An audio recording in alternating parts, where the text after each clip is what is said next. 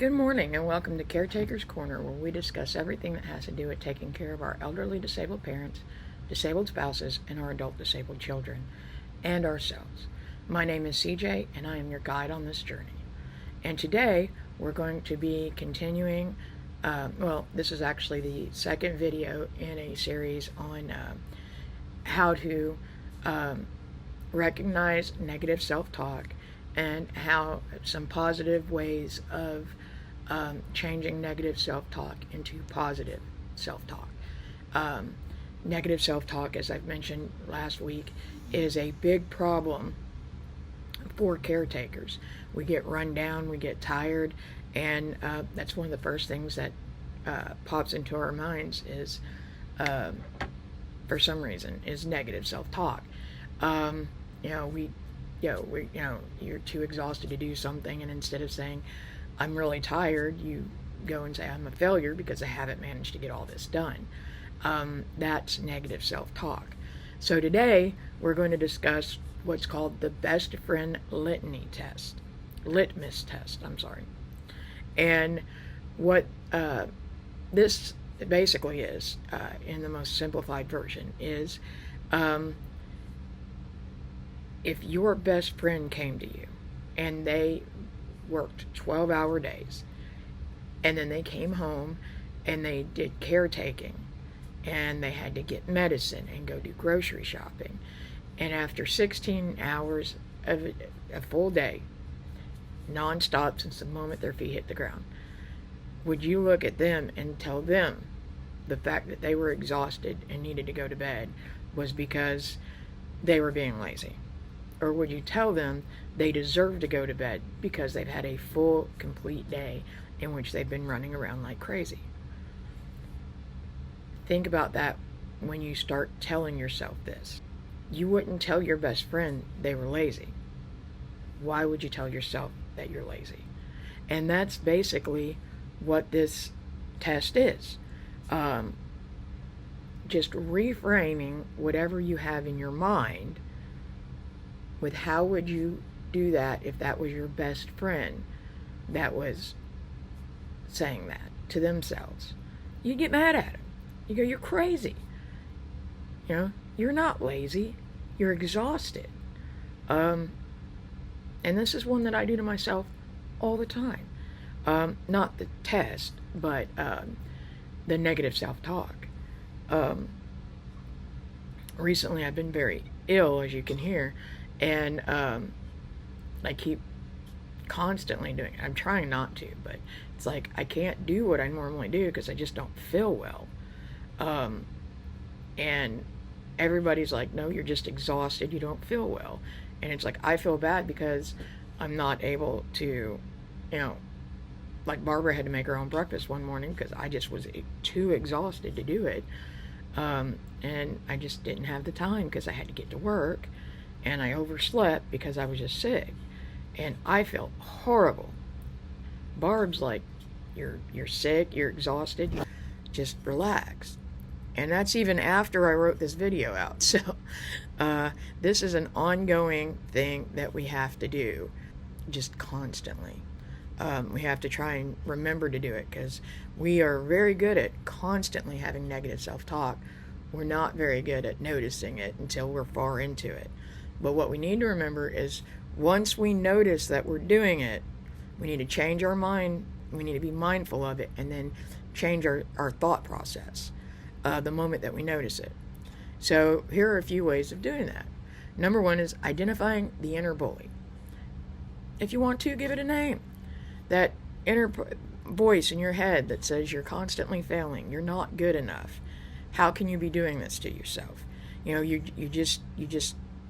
suck. We need to start recognizing that voice as soon as we can. And when you start out, at first it's going to be really hard, and then it'll get easier as you go along. You can even, like I said, give it a name if you want to. I know that I tend to be worse on myself first thing in the morning and later at night. So like evening CJ is not a very positive CJ usually. But by giving it that name, it helps you to recognize it faster. That's a simple thing, and then once we recognize it, we can move into some of the other things I'm going to go over, because the faster we can recognize what's going on, the faster we can change it. Kind of like with anything. So next is the third person shift. If you're struggling with a thought like, I am a failure, try saying it out loud using your best friend's name. So instead of saying, I am a failure, say, Sarah is a failure. That doesn't feel very good, does it? You wouldn't say that to your best friend. You wouldn't think that about your best friend, hopefully. So why would you say that about yourself? I mean, if your best friend was doing everything you do in a day, would you really look at them and tell them they're a failure? Nah. So remember, if you're not willing to say it about your best friend, you shouldn't be willing to say it about yourself. The next one we have is the double standard of exhaustion, which is something that a caretaker is always, it seems like, in a state of exhaustion. We work ourselves to death, and it's definitely our major state. So you would never tell your friend who just worked 16 hours that they were lazy. Why would you tell yourself that? We need to stop that, and the moment we notice it, rephrase it. I just worked 16 hours. I'm exhausted and it's time for bed. That is different, right? Two very different statements. You're still in the same physical shape. You're changing your mental status on this, because you do not want to be thinking all of these negative thoughts, because the negative thoughts, this negative self-talk, weighs on us as much as the exhaustion. And that's why we have to really nip this one in the bud as fast as we can, because we don't need that extra weight on top of our already exhausted state. Here's another thought. Would you stay friends with somebody that talks like your inner bully does? Think about it. Would you?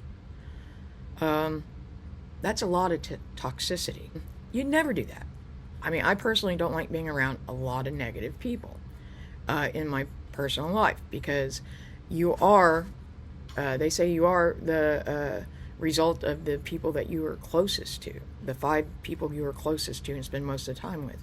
So if you're spending time with people that are as negative as your self-talk, then those are a lot of negative people. That's a lot of toxicity in your life.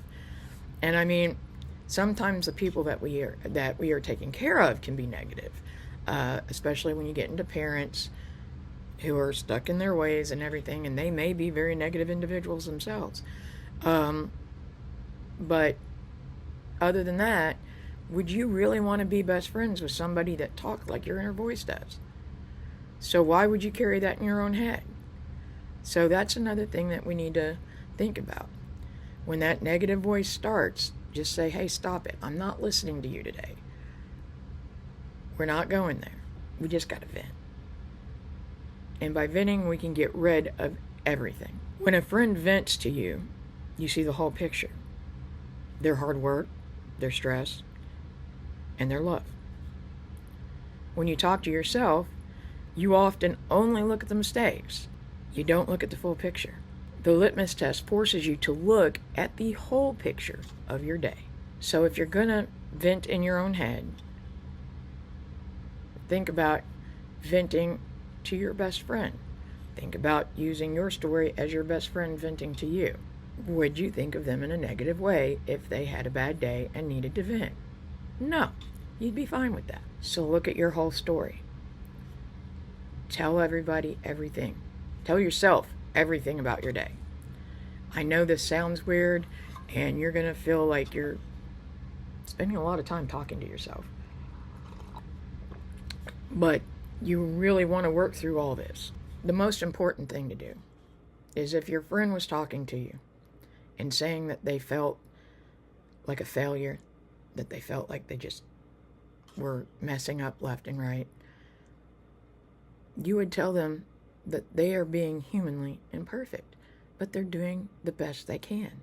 And we need to give ourselves permission to not be perfect. And one of the problems with caretaking, I find in myself, and I know a lot of other people feel that same way, is that we want to try and do the most perfect job we can because we're terrified. What if somebody comes in the house and sees that I'm not doing what they think is a good job? What could possibly happen? I'll give you a hint. Nothing. All right.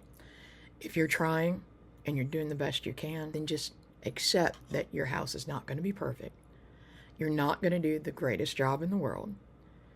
And sometimes what is perfect for the person that you are taking care of may not be what the world considers to be perfect. Case in point, a lot of people who can't get up and move a lot keep things that they need in hand's reach. And that may not look like the most organized thing on the planet, and it may look like a damn mess, but it works for them. And that is all that matters at the end of the day, that we are taking care of our loved ones in the best way for them, except that it will not be perfect.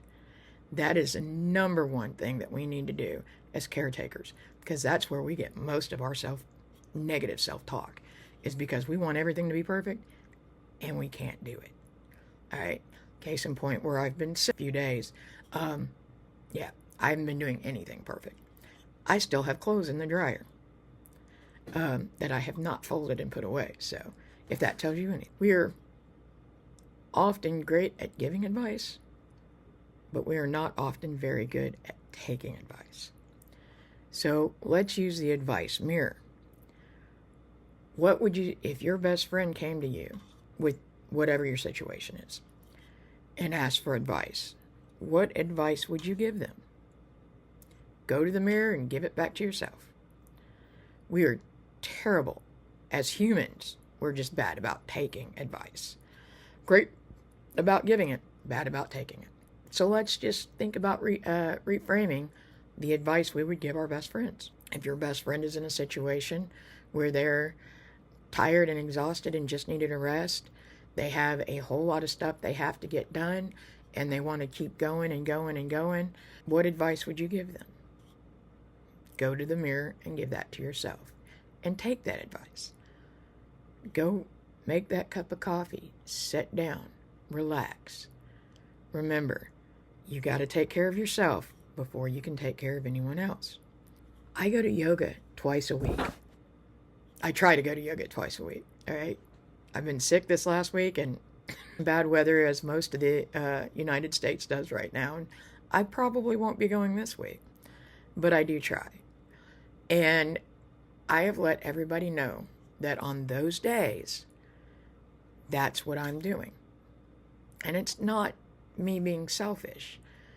I need to take that time for myself because I've got to be healthy to be able to take care of my family.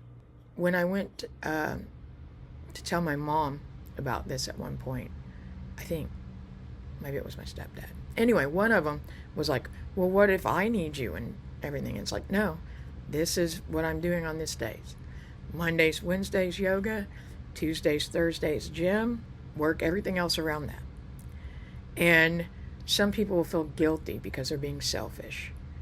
And we have to reframe self-care from being selfish, because self-care is very important. If you do not take care of your own health, you cannot take care of the people around you. All right? So we need to remember that self-care is very, very important. The other thing we need to remember is that when we are caring for our families, they see how we treat ourselves. And when we're running ourselves down, it can make them feel bad. And the last thing we want to do is make the people that we are working so hard to take care of feel bad. So let's model the compassion that we have for them, for us. Another thing we need to do with our negative self-voice is check the tone of it. Because sometimes we can be talking to ourselves, our negative self-talk, harmful. It's mean. We need to check that. We want our self-talk to be supportive, to be loving. And that's a tone that we're going to have to change. We need to do a tone check. How are you talking to yourself? Is it negative? Is it hurtful? Is it painful? change it. Change it to a loving, supporting, nurturing tone. I am exhausted. I've worked hard and I deserve a rest. I take good care of my family. That's what you should be hearing. All right. So here's a little bit of homework. My favorite thing to go back to is the caretaker's journal. So why don't you try taking some of these items that I've discussed and writing it out in your caretaker journal? Write down the negative self-talk that you hear in your head. Write down how you feel about the job you're doing, because that's what negative self-talk is. Whether you hear it in your head or not, it's how you feel. Do you feel like you're a failure? Do you feel like you're not doing a good job? That's negative self-talk, and that's what we need to reevaluate. Write it down in your caretaker journal. Start it out with something as simple as, if my best friend said this to me, what would I say to them? Think about it. You would not be cruel, evil, or mean to your best friend when you know that they're doing the very best job they can. So why should you be that way to yourself? So write it down in your caretaker's journal. Put it in the comments down below, and we can all talk about it. If you have any more ideas, just let me know. I hope you're all staying warm and safe and off the roads right now. And I'll see you next week. Have a wonderful day. Bye-bye.